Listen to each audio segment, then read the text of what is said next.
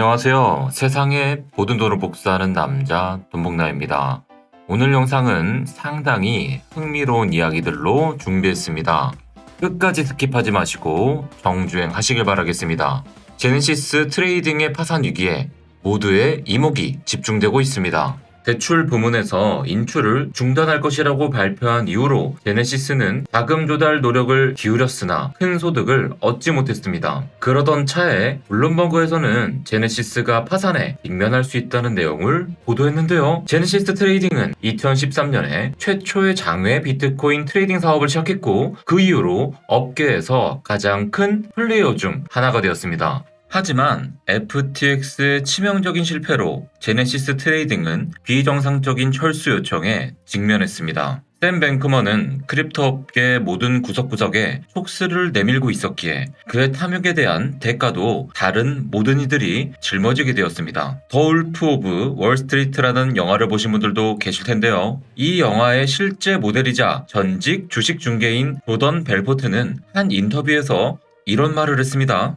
FTX가 암호화폐 거래소라는 것은 오해다. SBF는 그것을 돼지 저금통으로 사용했다. 투자자들이 FTX에 예치한 돈을 가지고 콘도를 구입한 것이다. 이것은 JP모건의 CEO인 제이미 다이먼이 당신이 입금한 돈을 가지고 라스베가스에 가서 도박을 하고 있다는 사실을 알게 된 것과 같다.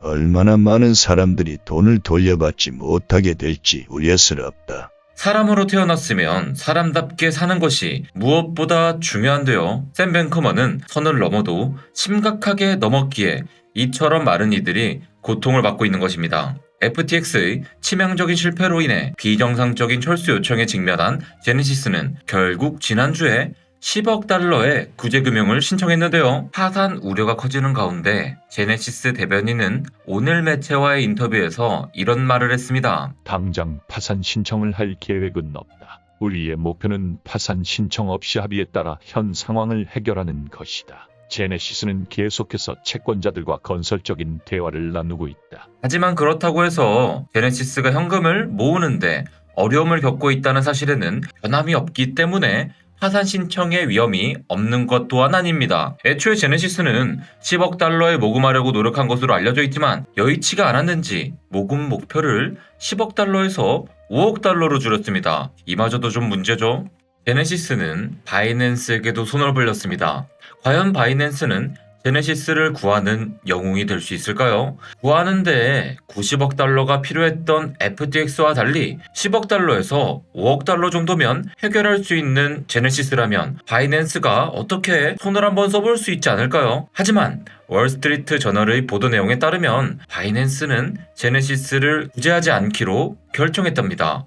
제네시스 사업이 이해 충돌을 일으킬 수 있다는 우려 때문이었는데요. 과연 바이낸스라고 지금 여유로운 상황일까요? 루나든 FTX든 문제가 본격적으로 드러나기 전에는 모두 잘 돌아가는 것처럼 보였습니다. 미국의 상징적인 거래소인 코인베이스는 올해 20억 달러를 잃었습니다. 850억 달러가 넘는 시총으로 상장한 코인베이스의 가치는 현재 100억 달러 아래로 떨어졌고요. 주가는 400여일 만에 90% 이상 하락한 상태입니다. 특히 현재 가격은 전저점에 위치하고 있기에 여기서 지지받지 못한다면 더 큰 폭의 하락이 발생할 위험이 있습니다. 자, 코인베이스도 이런 상황인데 바이낸스라고 무적일까요?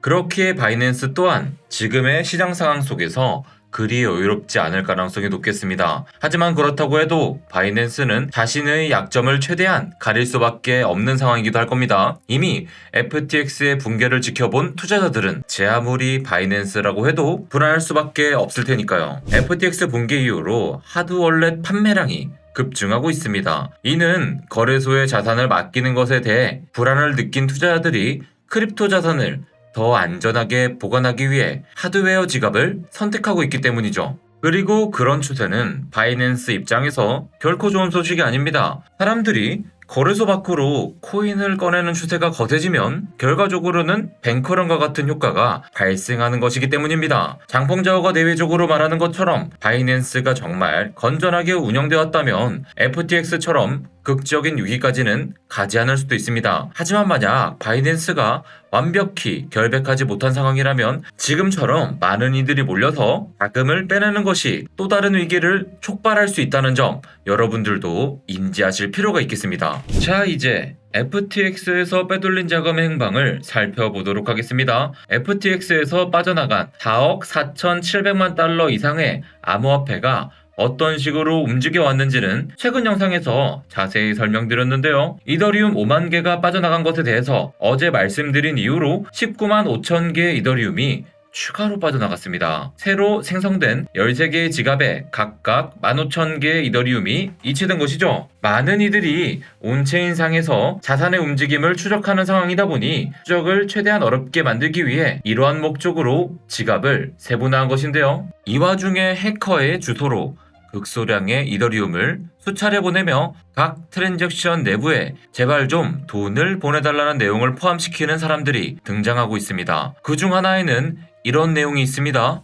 코인을 좀 보내주세요. 지불할 병원비가 있습니다. 나는 제대로 걸을 수도 없고 근육 문제가 있습니다. 도와주세요. FTX에서 대부분의 돈을 잃었습니다. 이 사람들의 말이 사실인지를 여부를 떠나서 돼지 한 마리의 오만과 불법에 의해 벌어진 지금의 상황이 참 씁쓸합니다. 한편 의문의 거래가 자금을 옮기는 것이 파악되었습니다. 비트파이넥스에서 1억 3,200만 달러에 해당하는 이더리움을 인출하여 에이브에 입금했습니다. 그런 다음에 그는 에이브에서 8천만 달러에 해당하는 USDC를 빌려 바이낸스로 5,500만 달러를 보내고 코인베이스로 500만 달러를 옮겼습니다. 이건 결코 좋은 신호가 아닙니다. 이더리움이 하락할 것을 예상하고 스테이블 코인을 대출받았을 가능성이 높습니다. 떨어질 것 같으면 그냥 팔면 되지 뭐하러 대출받느냐고 생각하시는 분들도 계실 텐데요. 개미들의 경우엔 시장에 영향을 미치지 않고 원하는 가격의 물량을 내놓을 수 있지만 고래들의 경우에는 그게 그리 쉽지 않습니다. 고래들의 입장에서는 대량의 현물을 시장에 내놓는 것보다는 대량의 대출을 받는 것이 더 쉽다는 점을 이해하실 필요가 있겠습니다. 하지만 그렇게 되면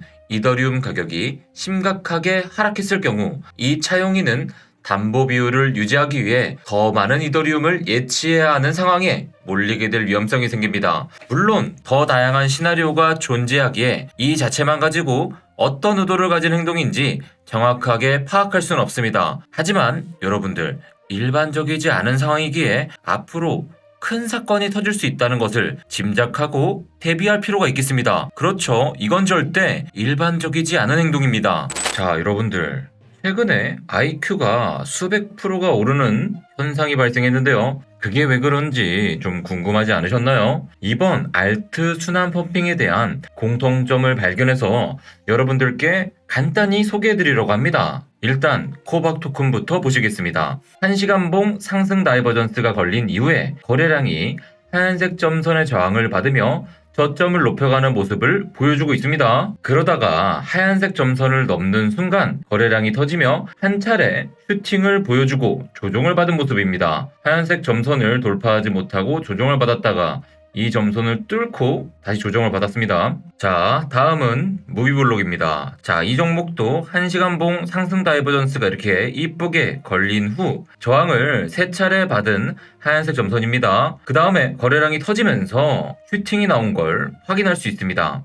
또 언제 올랐냐는 듯 조정을 받은 상태죠. 자, 그 다음 코인은 IQ입니다. 이 종목도 마찬가지로 1시간봉 상승 다이버전스가 걸렸습니다. 그리고 중요한 저항 라인을 뚫을 때 거래량이 동반되어 슈팅이 나온 것을 확인할 수 있겠습니다. 두 번의 중요한 저항이 걸렸는데 이 저항을 뚫으니 거래량 동반하면서 팍 튀어올랐죠. 또 다른 공통점으로는 세력이 주가를 핸들링하기 쉬운 시가총액이 낮은 코인들이라는 것입니다. 제가 지금 예시를 3개만 보여드렸지만 이미 펌핑 나온 몇 가지 코인들에서도 이러한 조건을 찾아보실 수 있을 것입니다. 자, 그럼 이러한 코인들은 어떻게 매매를 해야 될까요? 단순히 이전에 펌핑 나왔던 종목의 패턴만 가지고 매매를 하는 것이기 때문에 단타 형식으로 접근해야 됩니다. 자, 앞서 소개드린 무비블록을 예로 들어볼게요. 이번 펌핑 코인들의 공통점은 낮은 시가총액, 그리고 제가 뭐라고 했죠? 1시간봉 상승 다이버전스라고 했는데 그런 코인을 찾았다면 일단 중요 저항선을 체크해야 됩니다. 그리고 그 저항선을 돌파할 때 시장가로 매수하는 거죠. 이것을 돌파 매매라고 부르기도 합니다. 그래서 저항선 이때 뚫을 때 이때 매수를 하는 거죠. 아니면 혹은 이쯤에서 매수해놨다가 올라갈 때 파는 경우도 있습니다. 매수하고 나니 거래량이 터지면서 쭉쭉 잘 오른다면 익절은 어디서 해야 될까요? 정석대로라면 여기 매물대라고 표시해둔 이곳에서 전량 터는 것이 맞습니다. 근데 그러기보다는 천천히 분할로 익절하는 것이 좋을 것 같네요. 자, 그럼 반대로 여러분들, 분석이 틀렸을 때는 손절을 어떻게 해야 될까요? 현재 보이는 코인은 썸씽입니다. 앞서 말씀드린 이번 펌핑 코인의 공통점을 모두 지니고 있어서 중요 저항선을 돌파할 때 시장가로 매수했다고 칠게요. 그런데 얼마 오르지 못하고 이렇게 윗꼬리를 달고 저항선 밑으로 다시 내려와 버렸네요. 이럴 때는 과감하게 손절하시면 됩니다. 펌핑 코인 매수의 기준이 중요한 저항선 돌파였는데 그 저항선을 뚫고 다시 밑으로 내려온다면 우리의 기준이 깨진 거죠. 그럴 때는 과감히 손절할 수 있어야 됩니다. 아시겠죠? 오늘 영상을 보시고 상승 다이버전스가 뭐야 하시는 분들이 태반일 겁니다. 정말 안타까운 현실인데요. 저희 DBN 공부방이 1기가 끝났고 2기가 다음 주에 열립니다. 그러신 분들은 적극 공부방 지원하셔서 물고기를 잡는 방법을 배우셔야 됩니다. 다음 불장 때 우리는 자산을 10배, 100배, 1000배 복사해야 되겠죠. 근데 또 이런 분들이 계실 겁니다. 복남 오빠, 나는 시간이 없어요. 그래서 공부방은 도저히 못하겠고 다른 방법 없을까요? 하시는 분들은 멤버십 좋아요부터는 카톡방이 제공됩니다. 거기선 정제된 정보들이 조금씩 나가니까 여유가 되신다면 좋아요 패밀리 들어오셔서 카톡방 입장하시길 바라겠습니다. 자, 그리고 여러분들, 현재 출발하지 않은 코인 중 괜찮아 보이는 코인 2가지를 소개해 보도록 하겠습니다. 멤버십 가입하신 분들은 해당 코인을 바로 커뮤니티와 쇼츠 영상으로 확인 가능하시고요. 멤버십이 아닌 분들은 내일 아침 라이브 방송에서 제가 방송 키자마자 공유해 드릴 테니 이 코인 2개가 궁금하다 하시는 분들은 구독, 알림 설정 필수로 해두길 바랍니다. 내일 아침 8시 10분 라이브 방송 들어오시거나 멤버십 좋아요 패밀리 가입하시면 되겠습니다. 마지막으로 하나만 더 전달하겠습니다. 똑똑한 돈 패밀리 분들 그리고 똑똑한 투자자분들은 지금 이 영상이 나간 후에 잡코 중 1시간 상승 다이버전스가 걸린 그런 코인이 무엇인지 찾아보려고 하실 겁니다. 주말에 IQ가 펌핑이 그렇게 나올 수 있었던 이유 중 하나는 비트코인이 횡보를 해주며 가격 방어를 잘 해주고 있었기 때문입니다. 근데 여러분들, 제가 비트는 지금 위험할 수 있다고 말씀드렸었죠? 비트가 심지어 저점을 갱신한 상태이기 때문에 알트코인 매매에 대한 각별한 주의가 필요하다고 판단됩니다. 무작정 잡코가 1시간 봉 상승 다이버전스 걸렸다, 몰빵하자 하시는 분들은 반성하세요. 그럼 우리 내일 라이브 방송에서 만나요. 안녕.